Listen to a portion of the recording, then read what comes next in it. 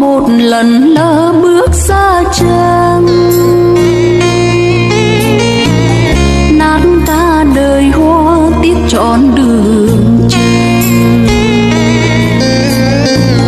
Mới có một lần ngậm đắng nuốt cay, men tình chưa uống đã say, hương tình đắm